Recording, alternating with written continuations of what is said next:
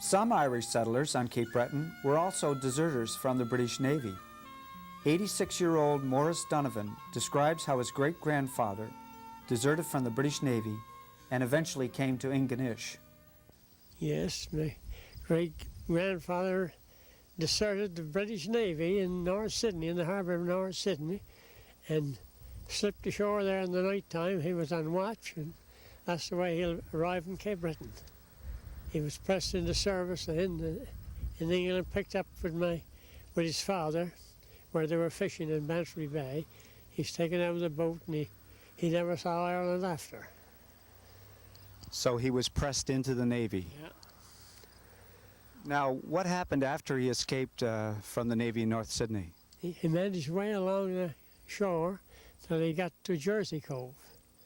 There he settled in Jersey Cove, built a little log cabin for himself, and years after he got word over to his girlfriend in Ireland, or in England, and she came across to Newfoundland, the Placentia Bay, and he went down to Placentia Bay, went down there in a sailing packet, and they got married there in church there by a parish priest there by the name of Father Sears. And from there they came back to Cape Breton. Now, when he came back, when he came back from Placentia Bay with his wife, that was, what was his name? It was? George. George Donovan. And his wife's name was? Catherine? Malloy. Malloy. Yeah. They originally came back and went to Englishtown, didn't they? Well, to Jersey Cove. To Jersey Cove. Yeah, where they hit there. And the MacLeod family still lives there, but they met my grandfather, or great-grandfather. He met a MacLeod that was living down here in Ingonish among the Catholics. He was Presbyterian, and he was like a sore thumb here, I guess. And George Donovan was in the same position up in Jersey Cove. He was among Presbyterians there, and he was a sore thumb. So they got acquainted with each other, and they made a trade. They traded the properties. MacLeod left Ingonish and went to Jersey Cove, and Donovan came to Ingonish and settled here. And a big family was raised from there on. How many, I can't tell you now, but... Like Maurice Donovan's great-grandfather, immigrant Irish to Cape Breton sought to join their fellow Irish for mutual comfort and support. By the 1820s, there was a large settlement of Irish on Ile Madame. The Irish on Ile Madame have a long history. I'm standing here in front of the Cathedral of Notre Dame, which was completed by Father Jean-Pierre Miranda in 1837. In 1835, when Father Miranda first arrived in Arishat, he reported that he had something like 2,300 parishioners in his parish. 1/5 of those parishioners were Irish. They lived here in Arishat as well as in Rocky Bay. Here we are in the beautiful community of Rocky Bay, which is really an enclave of Irish people in Ile Madame. Ile Madame was overwhelmingly Acadian, French-speaking people, but these people in Rocky Bay maintained their Irishness. Rocky Bay had first been settled about 1803 when Lawrence Kavanagh came from Louisbourg and got a grant of land here. By the 1820s, there's a large settlement of Irish people here. Kehoes, Keatings, Flynns, Kileys, Stones, and more. What they did was oftentimes the men would go to get wives. Girls of Irish descent would go to Margaree, would go to St. Peter's and river inhabitants and bring back young girls to marry. And so they maintained their sense of Irishness in a sea of overwhelmingly French population. By 1881, the Irish represent only 8% of the population, but they maintained their community, their sense of community, and their sense of being Irish. And here, as in much of Cape Breton, they farm and they fish. And many of the young men, beginning in the mid-19th century, start to go off to Gloucester to fish. Those that are married, of course, come back, leave in the spring, come back in the fall. And of course, the wives, the Irish wives, are left here to look after the farming.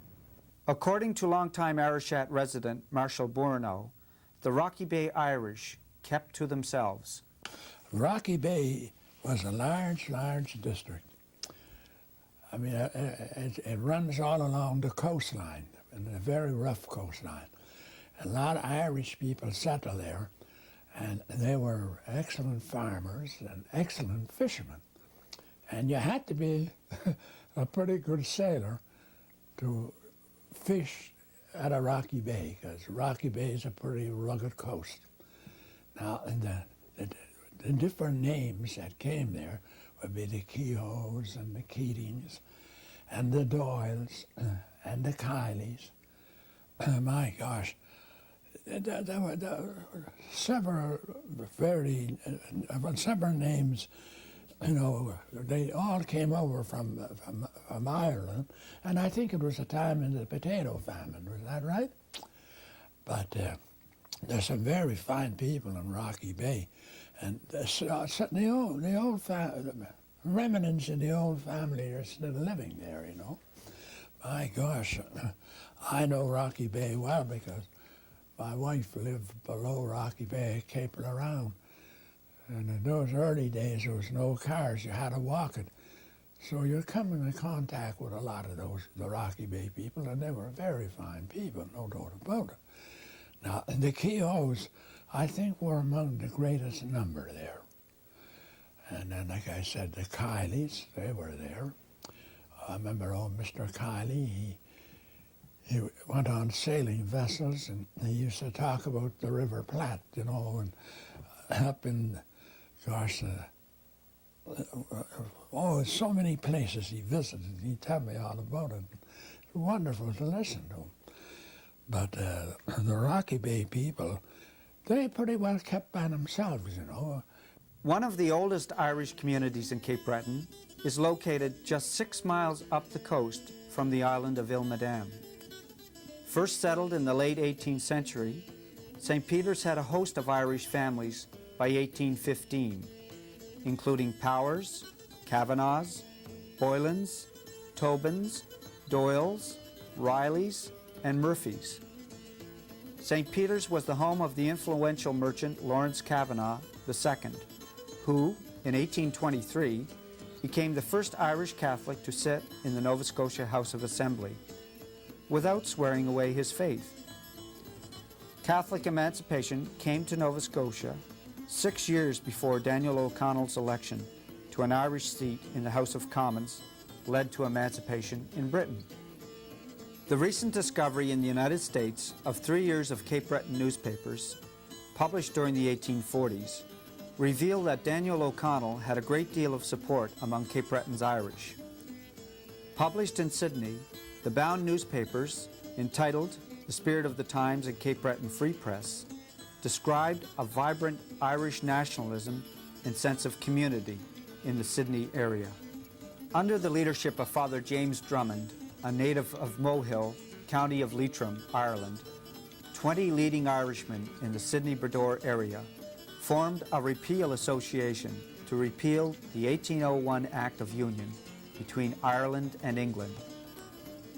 Calling for an independent Irish Parliament, the Sydney Repeal Association corresponded with Repeal headquarters in Dublin and raised £43 in January 1844 to support the cause of repeal in Ireland. All immigrants from Ireland, the Repeal Association included merchant Edward Bone, tradesman James Letty, hotel proprietor Peter Ahern, school teacher James Corcoran, and member of the legislature James McKegney. Sydney had first been settled in 1785 under Governor Joseph Frederick de Barre, who encouraged 129 settlers to come from England in the ship Blenheim.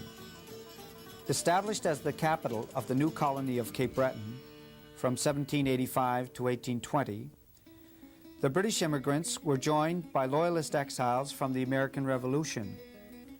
There were some Irish among the Loyalists, including John Maloney, who settled on Muggus Creek, and Captain Moncrief, a member of the Executive Council in Governor de Barre's administration. Other Irish became merchants, vessel owners, and tradesmen. Some of the prominent names included Murphy, Kennedy, Nugent, Egan, Petrie, Shanahan, and Riley.